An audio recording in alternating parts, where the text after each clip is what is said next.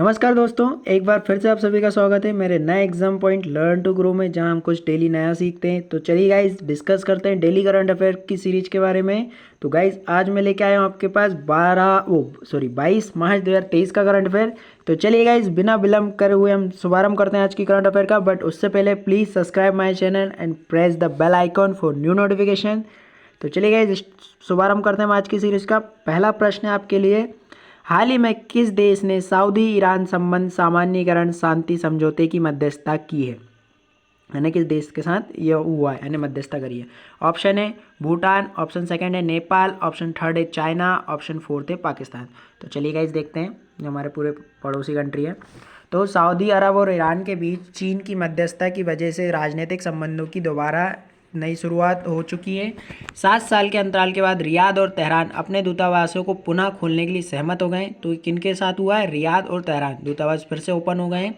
ऐसे पश्चिम एशिया का एक प्रभावी हासिल करने की दिशा में बीजिंग के एक नए कदम के रूप में देखा जा रहा है, जहां इसके आर्थिक और राजनीतिक हित और अमेरिकी और पश्चिमी शक्तियों के साथ प्रतिबद्धता है। तो गाइज इसका जो राइट आंसर होगा वो होगा हमारा ऑप्शन नंबर थर्ड चाइना। तो जो हमारा राइट आंसर होगा वो होगा ऑप्शन नंबर थर्ड चाइना। चलिए नेक्स्ट क्वेश्चन देखते हैं गाइस क्या है हमारे लिए। नेक्स्ट क्वेश्चन है, केरल की पहली ट्रांसजेंडर वकील के रूप में हाल ही में राज्य की बार काउंसिल में कौन नामित हुई है? यानी जो बार काउंसिल होता है उसमें कौन नामित हुई है पहली ट्रांसजेंडर वकील?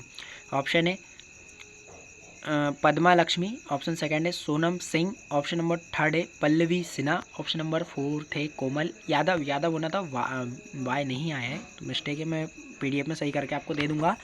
तो चलिए गाइस देखते हैं इसका राइट आंसर क्या है। तो केरल के कानून मंत्री पी राजीव ने लक्ष्मी के इतिहास रचने पर उन्हें बधाई दी है। पद्मश्री लक्ष्मी, इन्होंने इंस्टाग्राम पर अपनी तस्वीर शेयर करते लिखा है कि पद्म लक्ष्मी को बधाई, जिन्होंने अपने जीवन की सबसे कठिनाइयों को पार कर केरल में पहली ट्रांसजेंडर वकील के रूप में नाम दर्ज कराया। प्रथम होना अभी भी इतिहास में कठिन उपलब्धि है। लक्ष्य के रास्ते में कोई पूर्ववर्ती नहीं है। लक्ष्मी ने कानून के इतिहास में अपना नाम खुद लिखवाया है। तो ये जो लक्ष्मी जी हैं, इन्होंने Padma Lakshmi option number first, इन्होंने ये पहला ट्रांसजेंडर वकील बार काउंसिल में नामित हुई है। तो ये है गाइज। एक चीज़ और मुझे लोगों ने बोला है कि याद नहीं हो पाता है, तो आप प्रैक्टिस कीजिएगा इसको। जीके किसी को याद नहीं होता, बट आप फोकस से इसको स्टडी करेंगे तो आप बिल्कुल यानी इस पे महारत हासिल कर सकते हैं। तो चलिए आगे बढ़ते हैं, हम देखते हैं क्या है। ऑप्शन है क्वेश्चन है नेक्स्ट, हाल ही में कौन सी राज्य सरकार हाथियों की सुरक्षा के लिए 600 युवा गज मित्र नियुक्त करने की योजना बना रही है?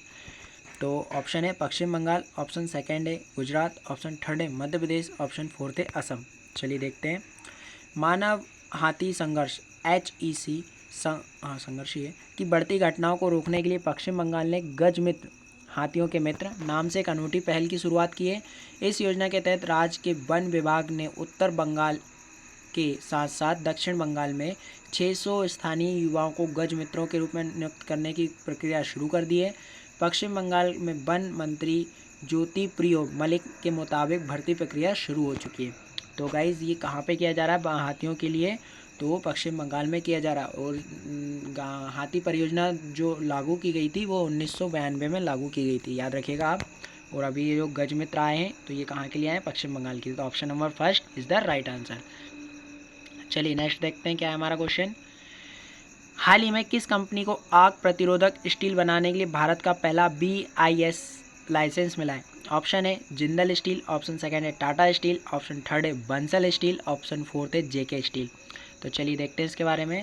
तो Jindal steel and power limited JSPL को रायगढ़ छत्तीसगढ़ में अपने रेल मेट्रो और स्पेशल प्रोफाइल मिल में भारत का पहला आग प्रतिरोधी स्टील का उत्पादन करने के लिए भारत का पहला भारतीय मानक ब्यूरो BIS लाइसेंस प्राप्त हुआ है। तो Jindal steel and power limited को ये मिला है भारतीय मानक ब्यूरो BIS। कौन देता है? तो भारत सरकार देती है। IS 15103 के अनुसार निर्मित आग प्रतिरोधी इस्पात संरचनाओं का उपयोग उच्च तापमान या आग की आशंका वाले क्षेत्रों के लिए किया जाता है। तो ये आप याद रखिएगा, क्या के लिए किया जाता है? तो आग की आशंका उच्च तापमान या आग की आशंका वाले क्षेत्रों के लिए किया जाता है। तो इसका जो राइट आंसर होगा वो होगा हमारा option number first Jindal steel. चलिए नेक्स्ट क्वेश्चन देखते हैं। किस भारतीय उद्योगपति को हाल ही में में विशिष्ट सेवा के लिए ऑर्डर ऑफ ऑस्ट्रेलिया में नियुक्त किया गया है? Option A Ratan Tata, option second है मुकेश अंबानी, ऑप्शन थर्ड है विनोद बंसल, ऑप्शन फोर्थ है मनोज तिवारी। चलिए देखते हैं इसका क्या है। भारतीय उद्योगपति कौन है?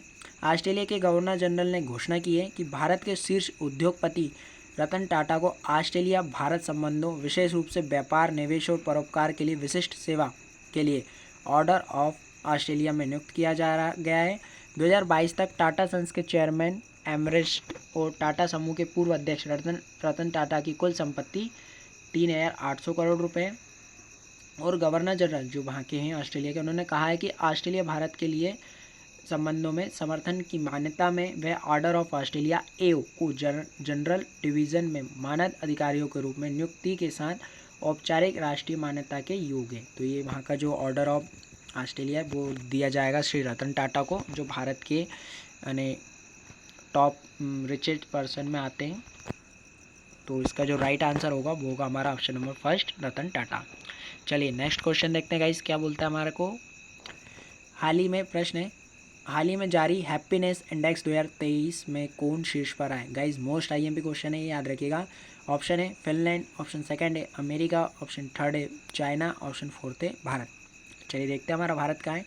तो वर्ल्ड हैप्पीनेस रिपोर्ट के मुताबिक फिनलैंड को लगातार 5वीं बार दुनिया का सबसे खुशहाल देश बनाया गया। तो गाइस याद रखिएगा, इस बार भी 2023 का जो वर्ल्ड हैप्पीनेस इंडेक्स है उसमें फिनलैंड टॉप पे रहा है। वो कितनी बार टॉप कर चुका है? तो 5 बार कर चुका है। तो ये जारी कौन करता है ये देख लेते हैं। संयुक्त राष्ट्र के सतत विकास समाधान नेटवर्क के द्वारा जारी की जा रही है रैंकिंग, ठीक है, जिसमें वार्षिक अंतर्राष्ट्रीय खुशी दिवस से 2 दिन पहले सार्वजनिक किया जाता है। तो आई होप सो आने वाला है खुशी का दिन। ये जीडीपी, जीवन प्रत्याशा और जीवन की गुणवत्ता के अन्य संकेतों जैसे कारकों के आधार पर 150 देशों की 2023 में जो है 146 को रेट करा है इस बार इन्होंने। पहले 150 था, इस बार 146 हो गए। तो इसमें हम बात कर लेते हैं, टॉप की तो हमने बात कर ली, देन भारत की हम बात कर लेते हैं। तो भारत की रैंकिंग कितनी है? 136 है। इससे पहले भारत 2020 में 144वें पे था, 2021 में 149वें पे था, 22 में नहीं आई है और 22 का डाटा नहीं है यहाँ पे। 23 में जो आई है तो 23 में 136वें स्थान पे। तो नदर देन कौन टॉप पे रहा है? फिनलैंड। तो option number first is the right answer. चलिए नेक्स्ट क्वेश्चन देखते हैं। किस देश ने हाल ही में अपना पहला सबमरीन बेस शुरू किया है? ऑप्शन है भारत, ऑप्शन सेकंड है पाकिस्तान, ऑप्शन थर्ड है बांग्लादेश, ऑप्शन फोर्थ है नेपाल। चलिए गाइस देखते हैं इसका क्या है। तो बांग्लादेश बंदरगाहों पर पनडुब्बियों और युद्धपोतों को सुरक्षित जेटी फैसिलिटी प्रदान करने के लिए आधुनिक सुविधाओं से युक्त सबमरीन बेस शुरू किया है। चीन की मदद से बने सबमरीन बेस को कॉक्स बाजरा के पेकुआ में स्थापित किया गया है। गाइस याद रखिएगा, बाजरा के पेकुआ में स्थापित किया गया है। किसकी मदद से? चीन की मदद से बना है। प्रधानमंत्री जो है वहाँ की बांग्लादेश की शेख हसीना ने 20 मार्च 2023 को कॉक्स बाजार के पेकुआ में बांग्लादेश की पहली पनडुब्बी बेस BNS शेख हसीना का उद्घाटन किया। यानी उन्हीं के जो प्रधानमंत्री उनके नाम पे इसका नाम रखा गया है।